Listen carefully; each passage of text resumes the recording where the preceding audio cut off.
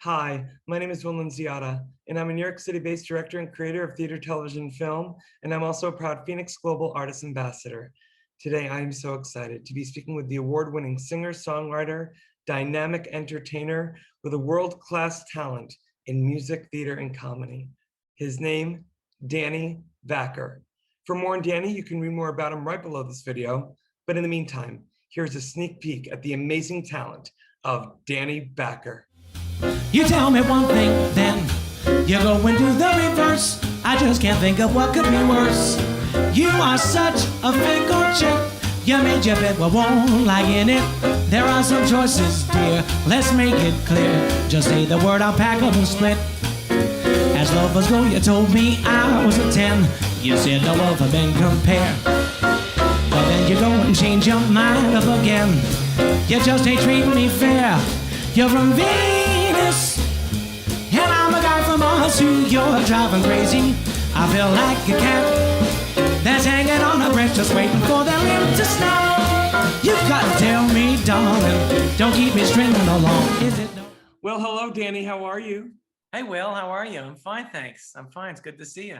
Good to see you, and I'm doing well, and I'm doing even better having to be able to speak with you today. And excuse the noise of New York City. 57th Street is giving you a parade, Danny. Oh, I didn't know they were having the parades already. That's good.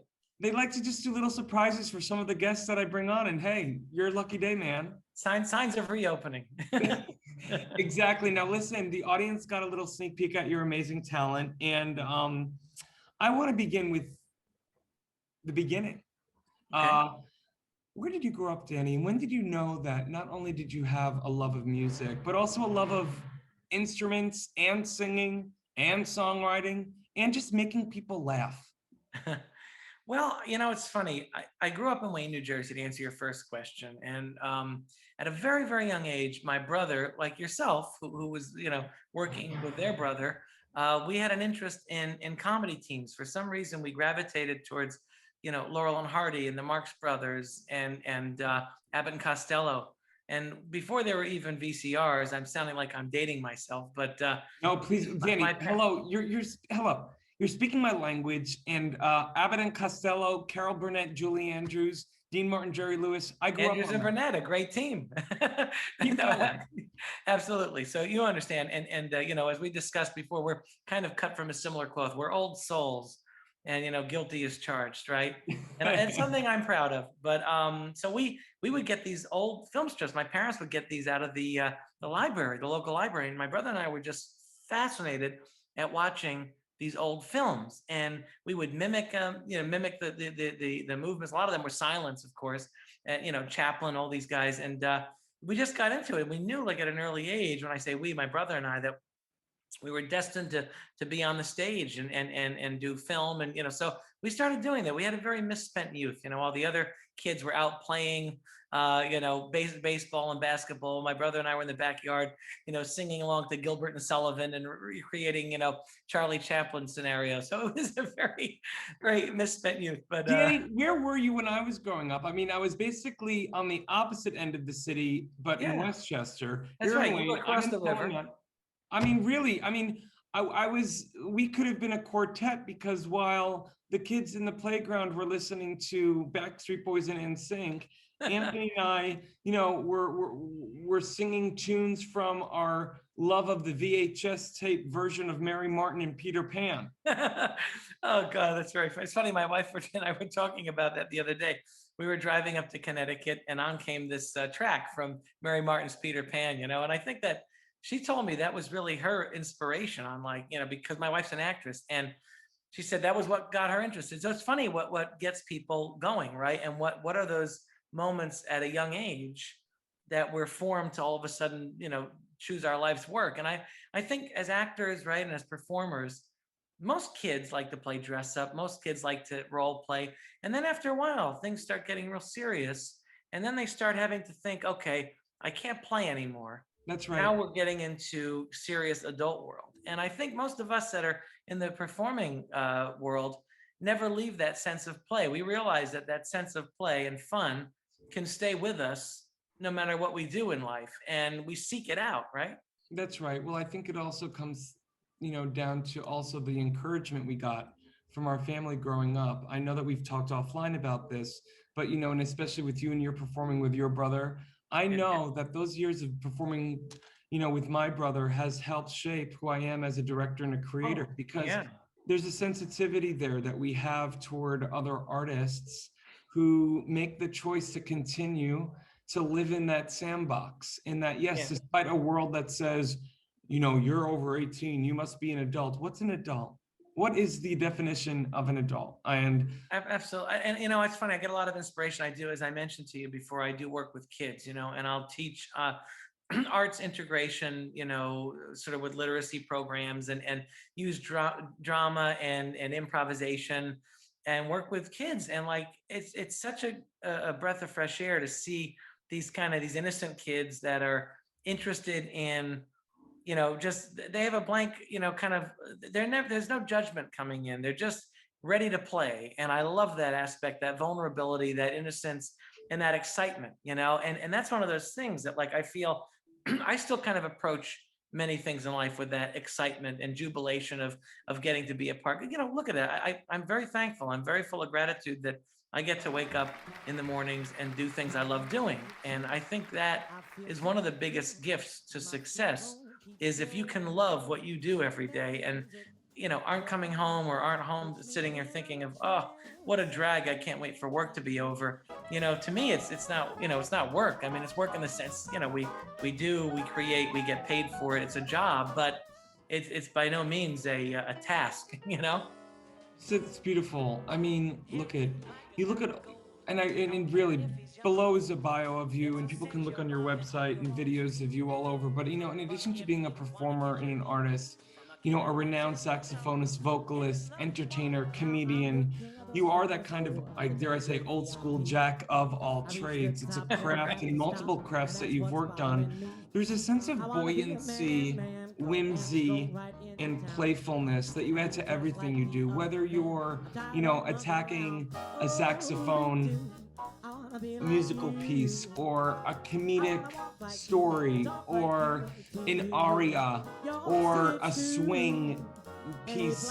And I just think that the fact that you also, as a vessel, are able to give it away through your teaching with the kids, was that something that you've always wanted to do, or was it just something that came natural to you? I think it kind of came with just the territory of, like, I mean, going back, and I know we haven't even gotten into like what got me into music and started with my music. We're still like sort of at early stages. It's all good. But I mean, the idea of, for example, the performance. Now, one of the things I did with my brother, in addition to working and writing comedy and performing, and we did stage shows and wrote some plays. But we also were really into puppetry. So we started the series at the Friars Club, actually, in New York, years ago, doing these holiday puppet shows. And my brother did all the puppets, and I would play. And we'd have people like, Dominic Chianese would come in as a guest. And Steve Tyrell would always come and check out the show. And it was always like this tradition. And I mean, you're thinking, here's Uncle Junior from The Sopranos, right? Who's this tough, mobster, right? The character that everyone knows him as. And he's putting on a wig and playing an Italian grandmother. It was hysterical. You basically created your variety show, and you didn't know this, but Dominic is actually a very good friend. His family lived, growing up, three doors down from us in Pelham Manor. Isn't he the best? He's just the nicest guy. And he's a great, great guitarist and singer. And we actually have had so much fun doing shows and music. So you must have, and I think his kids are into music as well. Yeah, he's played with us a few times. I mean, his family, a lot of them live in Pelham Manor. We got to do some shows with them growing up, but that's besides the point. So, okay. Yeah. Growing up, obviously, you had support to play and to explore and to create. Yeah. And now I look at your resume. You have been able to perform all across the country and around the world with the same whimsy and craft and savvy and smarts and entertainment. And, you have a lot of music coming out. And is there anything that you haven't done yet that is still on your bucket list? Oh my God, yes. Yeah, I feel like, it's just, I think as a performer, right, and as an entertainer, yeah, I'm just scratching the surface. There's so much more. I want to travel more and play different parts of the globe I haven't played. Find more audience and places, connect with more people, different cultures, different backgrounds. That's one of the great kicks about doing this job is when you get to perform and tour and travel. You're meeting all these different people. You're getting to know. Uh, understand different cultures. It's a thrill. It's a thrill to see places you haven't seen. But I just, obviously, there's so many ways this career could go. And with my background as an actor and as a comic, I think that's informed so much of what I do musically. And it kind of brings together what I'm doing now as sort of an entertainer. I like to say all around entertainer because I do bring humor. I do bring acting experience. I connect.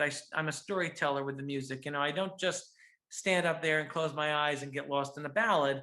It's sort of about reaching to the audience, right? And so I feel like everything I've gotten to do so far has been a blessing, but I feel like it's all been doing this and going in the right direction. It may be slow, but I'm enjoying the journey, I think that's part of the fun.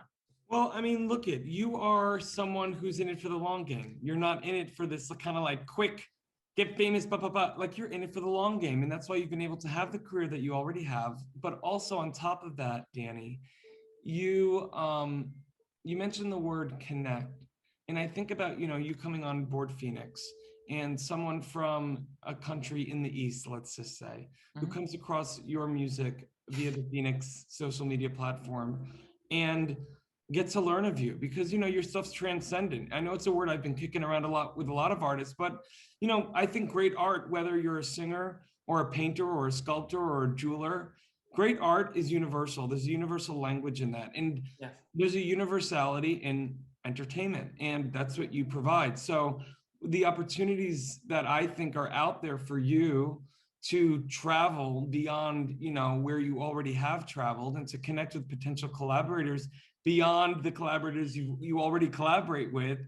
That's what I'm like kind of most excited about for you in terms of that connection with being a part of FENIX. Well, I think so. And I think, jazz is one of the great exports from this country. And it's one of the true American art forms. And so many of the things that I like to do are sort of steeped in the true American. Of course, they come from other places. They're like America itself is like a melting pot or a hodgepodge of all these different cultures coming together. But there's an excitement in jazz. And there's this kinetic kind of energy that reaches across all borders and to all races and religions. And people, can dig it and understand it and appreciate it. Especially, it's interesting you mentioned in the East, Japan is a very big jazz scene there. And Japanese culture tends to really gravitate towards jazz. It's funny, being that it is one of the true American art forms, I feel it's one of the few places in the world where jazz isn't that appreciated is in our country. It seems to be. It's so fascinating, and even my studies of jazz in the East, you look at the likes of Frank Sinatra, Sarah Vaughan, Billie Holiday. These people are revered in the East. I mean, they're like John Coltrane. I'm sorry. John Coltrane, another one. He played. Absolutely. Oh my gosh, absolutely. So I'm just thinking, like, here's this young dude who is alive and doing this music in a fresh way, but with respect. I can only imagine that people more so outside of the States, dare I say, are hungry for that. Yeah, well, I think too, and like you mentioned respect. It's interesting because that is something I wholeheartedly respect the people that came before me. Without them, where would we be? And I think of that a lot. If we go back to the earlier part of our discussion here, the fact that being an old soul, like who was it that inspired us, right, and got us into what we do? And I always look at that the way I'd like to say myself, what I do with my music and my creativity is I always sort of have one foot in the past and one foot in the future. And that's the way I kind of like to approach. So it's, my own little stamp, my own kind of original way or my own take on the music, but, with a nod to those that came before me. So, well, I mean, it's evident. I mean, people just have to listen to your stuff, see you in action, and it's evident, but you do it in such a show don't tell way.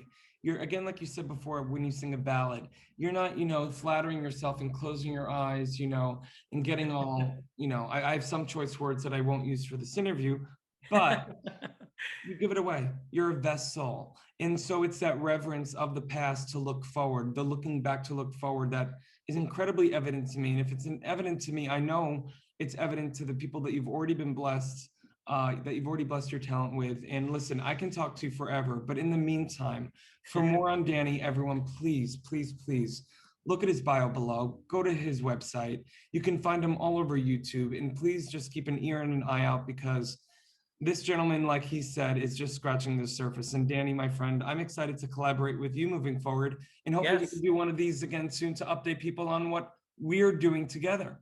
I love that, Will, and that would be exciting. We'll give him a little preview on our discussions of an upcoming project. So, absolutely. Well, Danny, thank you so much for joining me today. Well, thank you, and my best to everyone out there. And it's a pleasure to meet the folks at FENIX as well. Thank you. Bye. In the digital age, artists and bands struggle to make a living. In fact, only a small number of artists can live off their craft. For the 98% of artists that don't have the luxury of being signed to a label, it's tough. But artists deserve to live off their art. Wherever you are around the world, appreciation of music does not change. FENIX brings bands and their fans together, whilst allowing bands to properly monetize their passion. The FENIX app will directly connect bands and fans with no need for middlemen. We're utilizing the blockchain to give the power back to the artist once and for all.